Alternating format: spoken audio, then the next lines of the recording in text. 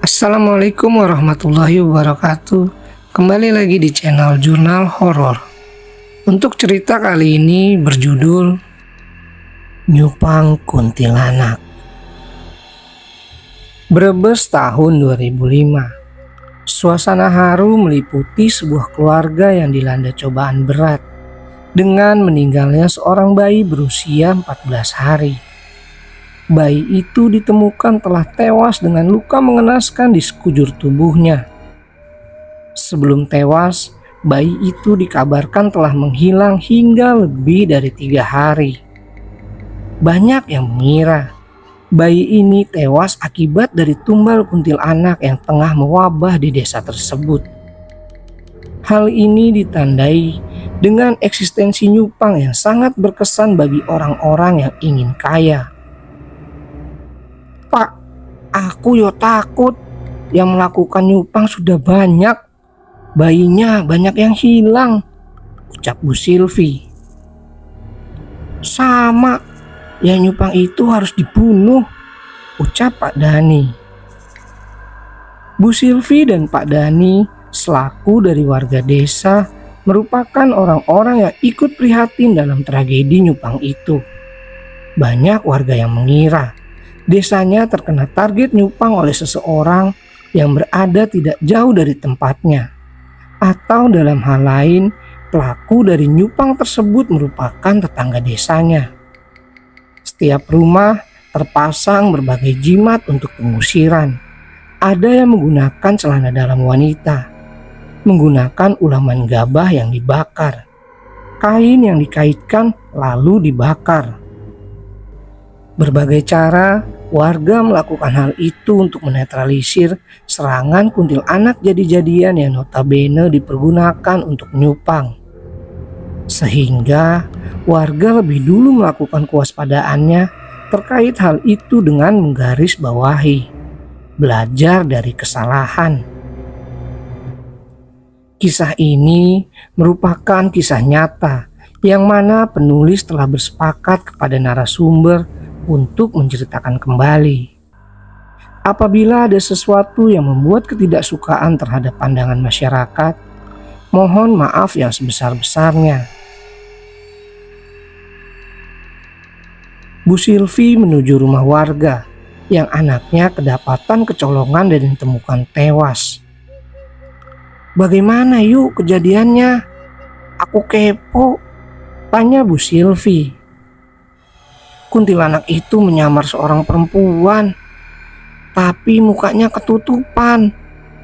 Tapi saya lagi masak di belakang," ucap ibu yang anaknya menjadi korban itu. "Terus langsung ambil anaknya kamu?" tanya Bu Silvi. "Aku kira itu saudaraku, tapi..." "Kuntilanak?" "Iyo, langsung hilang. Kedengarannya suara nangisnya aja. Saya langsung lari, terus si anak sudah hilang," ucap ibu itu. Hingga akhirnya keberadaan bayi itu hilang dan ditemukan setelah 3 hari pencarian. Bayi itu ditemukan sudah dalam keadaan tewas. Hal ini menjadi sebuah gebrakan hebat bagi desa serta seluruh warga. "Perhatian semua, untuk malam ini dan seterusnya kita harus saling jaga-jaga. Jangan sampai kuntilanak jadi-jadian itu mengambil bagian terpenting dari kita, yaitu keluarga kita sendiri," ucap Pak RT ketika mengumumkan perihal kewaspadaan mengenai kuntilanak itu. "Anak kecil dilarang keluar melebihi jam 9 malam. Seluruh rumah ditutup rapat-rapat. Jangan sampai ada yang berlalu lalang keluar rumah.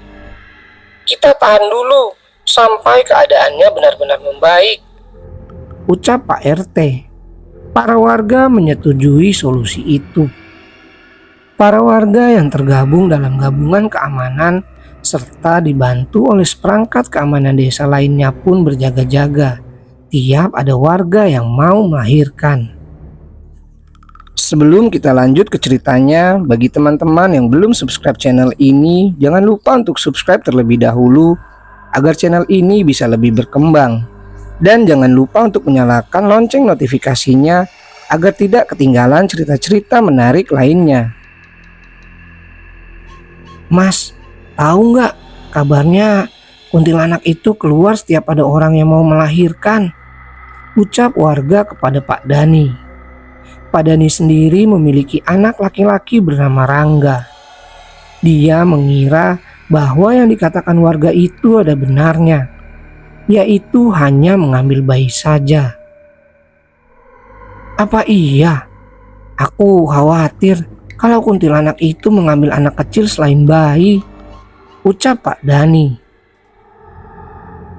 Yo, aku tidak paham. Cuma itu perkiraan, jawab warga itu.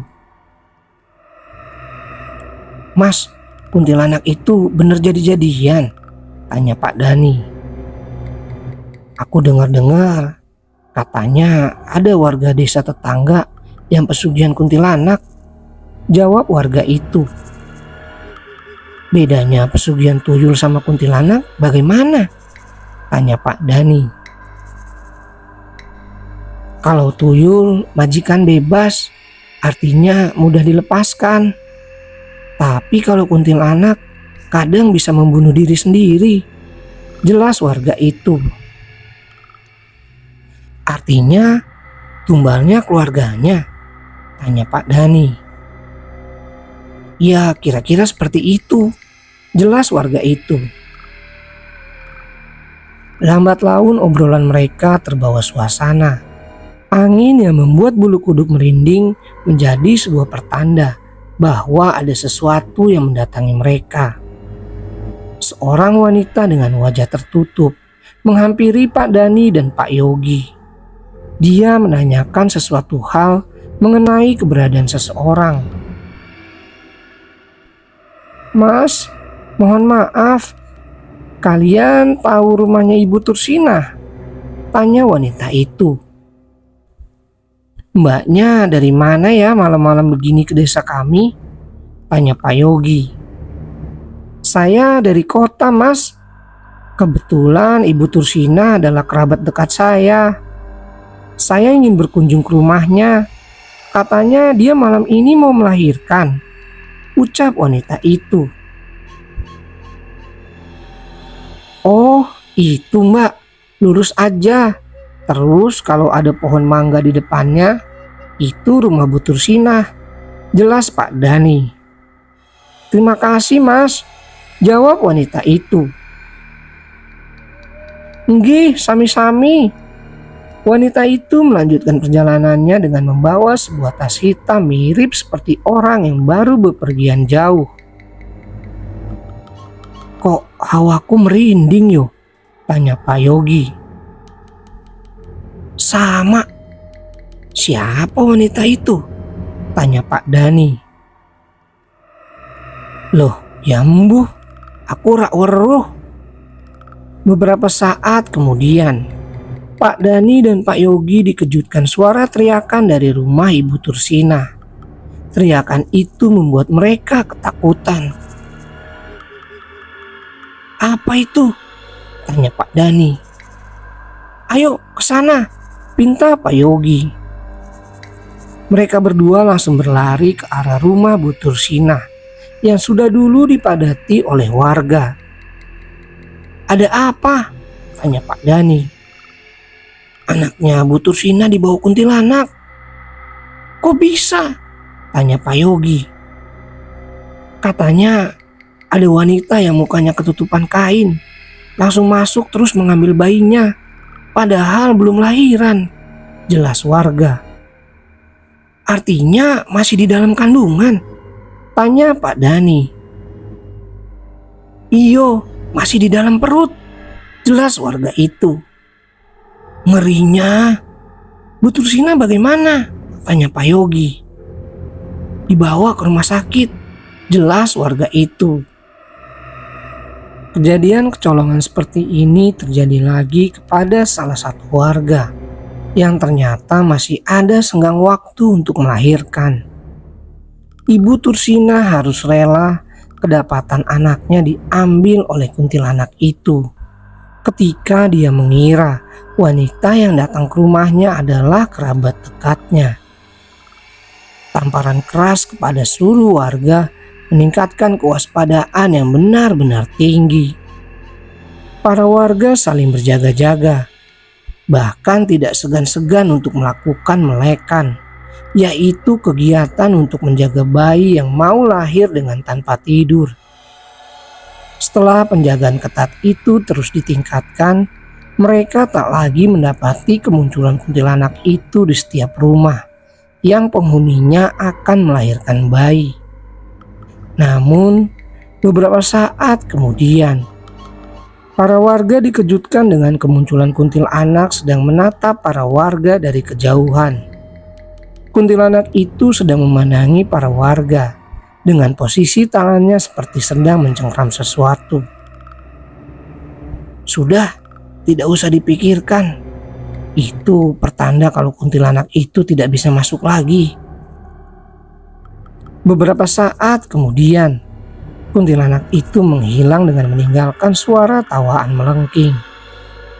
Setelah kasus itu tidak terdengar lagi, ternyata kuntilanak nyupang atau kuntilanak pesugihan juga mengincar anak kecil yang keluar malam melebihi jam 9 malam.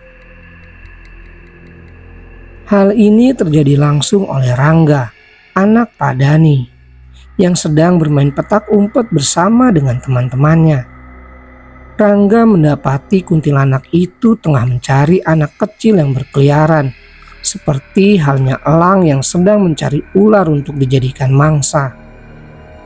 Kuntilanak itu terbang sambil memandangi kanan kiri keberadaannya. Rangga yang ternyata berada di ruang lingkup pencarian kuntilanak tersebut akhirnya menjadi sasaran.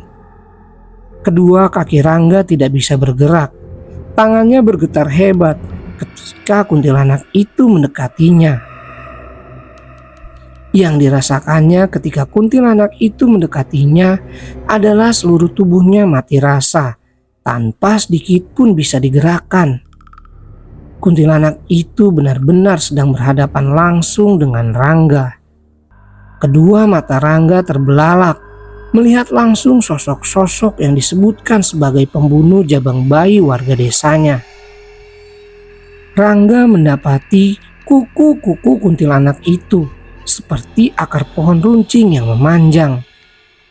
Bersamaan dengan itu, kuku-kuku itu memegangi wajah Rangga dengan lembut. Suara mengerikan yang dihasilkan dari kuntilanak itu membuat Rangga tak bisa berkutik. Beruntung dirinya kedapatan oleh ayahnya, yaitu Pak Dani, serta para warga yang sedang mencarinya. Kuntilanak itu terbang kembali dan meninggalkan Rangga yang sedang mematung lemas di tengah semak-semak.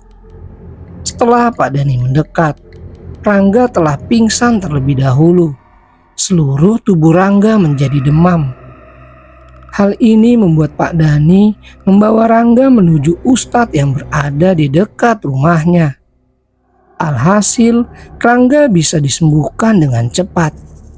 Ustadz itu berpesan, setiap rumah warga sehabis maghrib dibiasakan untuk membaca Al-Quran serta tidak keloyong keluar rumah untuk melakukan kegiatan yang tidak senonoh.